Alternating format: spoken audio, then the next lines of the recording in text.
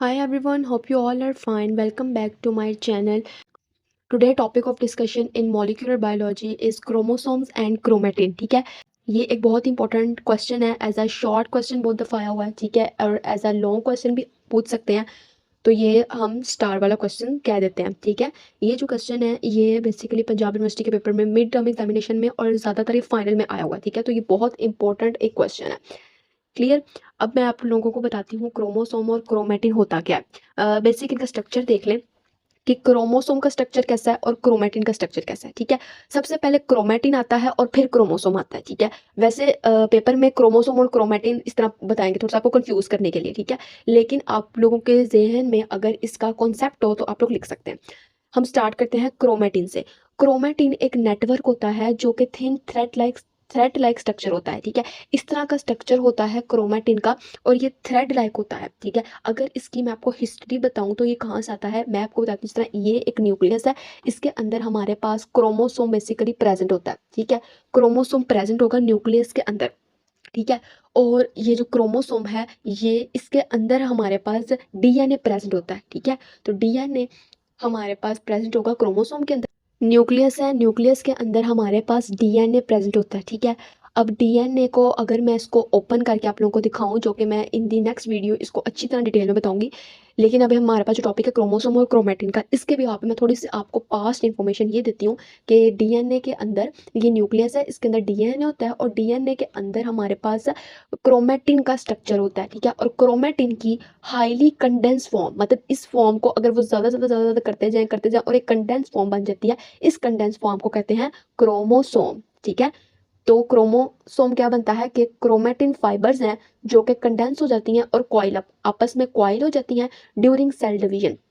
Cell जब divide होता है तब ये काम होता है, इसे कहते हैं क्रोमोसोम. ठीक है, जब सेल डिवाइड नहीं होता तो हमारे पास जो मटेरियल होता है उसे कहते हैं क्रोमेटिन. जैसे ही अब सेल को पता चल गया कि इसने अब डिवाइड होना है तो इसने अपनी जो फाइबर्स हैं इसको कॉइल कर लेना है, एक कंडेंस एक स्ट्रक्चर और एक शेप में आ जाना है. उस शेप को कहते हैं chromosomes. I hope I cleared. Moving towards the next point. जो क्रोमेटिन होता है ना ये थिन फाइबर होता है, जैसे कि यहाँ पर देखें एक थिन सा फाइबर है, लेकिन इसके भी यहाँ पर अगर क्रोमोसोम देखें तो ये थिक है, मतलब एक पूरा का पूरा इस तरह करके थिकनेस बन रही है इसकी. ठीक है, इस तरह करके इसकी एक पूरी थिकनेस बन रही है. ठीक है, नेक्स्ट हमारे पास स्टेज देख लेते हैं कि ये हमारे पास प्रेजेंट कहाँ कहाँ होता है. जो क्रोमेटिन है ये ड्यूरिंग नॉन डिवाइडिंग स्टेज है. ठीक है, मीन्स कि एक सेल है, इसके अंदर न्यूक्लियस प्रेजेंट है. ठीक है, और यहाँ पर हमारे पास डीएनए प्रेजेंट है. ठीक है, डीएनए के अंदर हमारे पास जो क्रोमेटिन होगा वो ऐसे ऐसे सिंपल प्रेजेंट होगा. ठीक है, अब इस सेल को पता चल गया कि अब इसने आगे जाकर डिवाइड होना है. ठीक है, अब इसने आगे डिवीजन हम देख लेते हैं इन द रिप्रोडक्शन में. ठीक है, अब इस सेल ने आगे जाकर डिवाइड होना है, मतलब हमने देखा था कि 23 मेल से आने हैं, 23 फीमेल से आने. ठीक है, तो अब इसने जाकर क्या करना है, आगे जाकर डेवलपमेंट करनी है क्रोमोसोम की. ठीक है, तो यहाँ पर ये क्रोमोसोम का तब होगी जब हमारे पास डिवाइडिंग स्टेज होगी कि अब जब सेल बन गया अब उसने बन के आपस में डिवाइड होना है. ठीक है, दो एक से दो बनाने हैं और दो से फिर जब चार डॉटर सेल्स बनाने हैं तो उसमें हमारे पास क्रोमोसोम का रोल है. ओके, अब मैं पहले क्रोमोसोम्स को ब्रीफली डिस्कस करूंगी, फिर मैं क्रोमेटिन को ब्रीफली डिस्कस करूंगी. जब ये आना है एज अ शॉर्ट क्वेश्चन, तो शॉर्ट क्वेश्चन भी ये 5 मार्क्स का या 6 मार्क्स का आता है. ठीक है, ज़्यादातर अगर 6 मार्क्स का आएगा तो आपने इस तरह ब्रीफ डिस्कस करना ऑब्वियसली, तो आप थोड़ा सा नहीं डिस्कस कर सकते. पहले जितना मैंने आपको पॉइंट्स लिखवाए हैं वो लिखें, उसके बाद ऐसी क्रोमोसोम्स की हेडिंग दें और फिर इसको डिस्कस करें. मैं यहाँ से आपको डायग्राम से समझाऊंगी और जो वर्ड्स मैं बोलूँगी you can write on your notebook. ठीक है, आप लोग प्लीज़ सब्सक्राइब किया करें क्योंकि बहुत मेहनत से मैं लेक्चर्स को प्रिपेयर करती हूँ और उसके बाद आप तक पहुँचाती हूँ.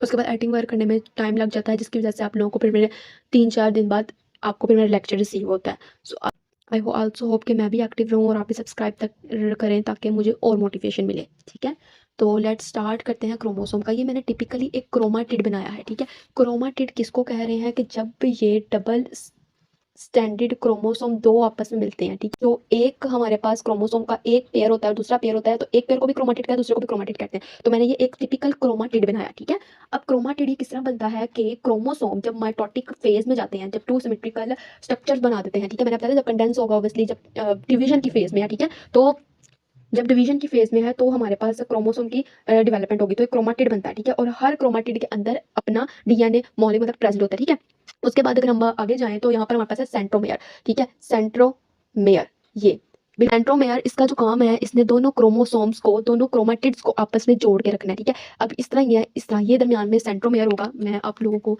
नजर क्यों नहीं आ रहा, ये देखिए, ये दरमियान में होगा सेंट्रोमेयर। तो इसका काम है कि दोनों क्रोमेटिड्स को आपस में जोड़ के रखना। अब यहाँ पर क्रोमेटिड्स आपस में जुड़ गए। यहाँ पर एक बात आप लोगों ने देखी होगी, अक्सर हमने देखा है, हमने क्रोमोसोम इस तरह के बनाते हैं, एक आम बड़ा और दूसरा आम छोटा, ठीक है। ये इसकी यही है कि जो बड़ा वाला आम होता है इसे हम लोग कहते हैं क्यू आर्म, और जो स्मॉल साइड होती है उसे हम लोग कहते हैं पी आर्म, ठीक है। इससे हमारी मटेरियल पे इफेक्ट नहीं पड़ता, बट इसका स्ट्रक्चर ही इस तरह का है जिसकी वजह से हमें कहना पड़ता है, ठीक है। जो हमारे पास लार्जर है इसे हम कहते हैं क्यू, और जो हमारे पास स्मॉलर है इसे हम लोग कहते हैं पी आर, ठीक है। Moving towards the next, kinetochore क्या होता है?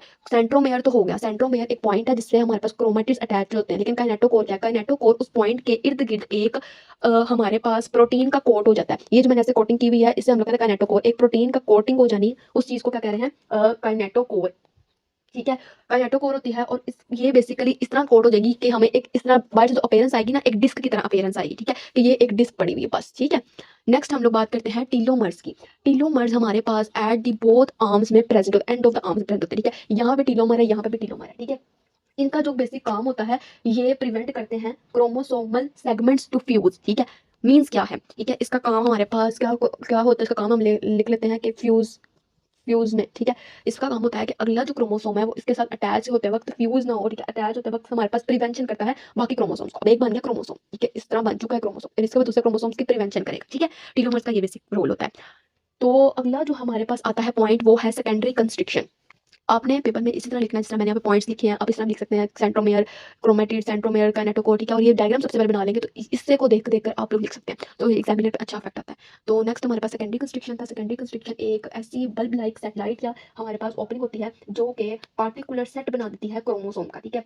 इसका जो बेसिक काम होता है, ये देखिए राउंड है, ये मैंने इस तरह बनाई हुई है, देखिए ना, ये राउंड है, ये राउंड है शेप में, ठीक है, इलोंगेट है, और एक नोब लाइक शेप है, ठीक है। और इसका जो काम होता है, इसका बेसिक पर्पस होता है कि ठीक है, अगर बाकी क्रोमोसोम के साथ कनेक्शन करनी है तो वो फिर इस सेकेंडरी कंस्ट्रक्शन को एज ए सैटेलाइट के तौर पे यूज करते हैं, और ताकि इसके साथ हम कनेक्ट कर सकें, ठीक है। तो ये हमारे पास बेसिक था क्रोमोसोम्स का।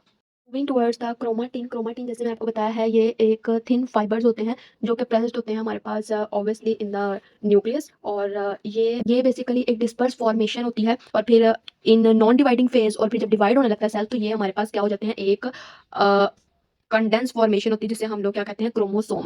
अब यहाँ पर क्रोमेटिन में कुछ पॉइंट्स हैं, जिस तरह क्रोमोसोम में हमने किया था, क्रोमेटिन के भी कंपोनेंट्स हैं। तो पहला कंपोनेंट है डीएनए। डीएनए हमारे पास ऑब्वियसली डीऑक्सी राइबोन्यूक्लिक एसिड होता है। डीएनए के अंदर हमारे पास न्यूक्लियोटाइड्स होते हैं, जो कि 4 टाइप्स के न्यूक्लियोटाइड्स हैं, ठीक है।